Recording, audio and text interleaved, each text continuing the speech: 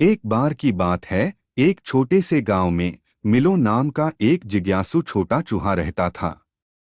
मिलो अपनी साहसिक भावना और नई जगहों की खोज के प्यार के लिए जाने जाते थे।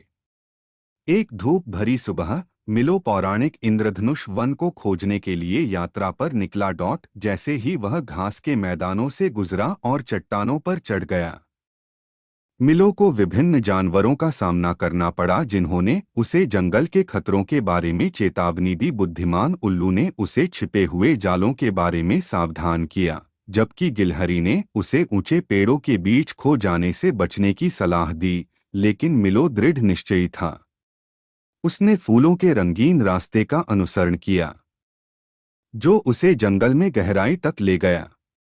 सूरज की रोशनी पत्तियों से छनकर एक जादुई चमक पैदा कर रही थी। अचानक मिलो को हल्की सरसराहट की आवाज सुनाई दी। उसने झाड़ियों के बीच से झांका और आश्चर्य से हाँफने लगा। उसके सामने एक मनमोहक दृश्य खड़ा था, एक मंत्रमुग्ध झरना जो इंद्रधनुष के सभी रंगों से चमक रहा था। जब मिलो ने अपने छोटे पंजे झिलमिलाते पानी में डुबोए तो उसका दिल खुशी से नाच उठा।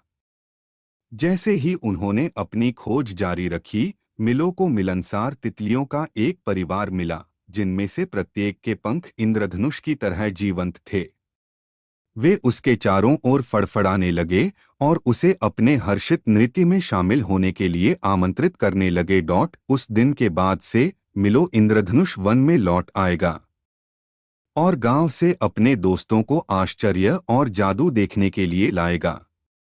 जंगल खुशी और दोस्ती का स्थान बन गया और सभी को याद दिलाया कि कभी-कभी विश्वास की छलांग लगाना और अपने सपनों का पीछा करना आपको सबसे असाधारण स्थानों तक ले जा सकता है।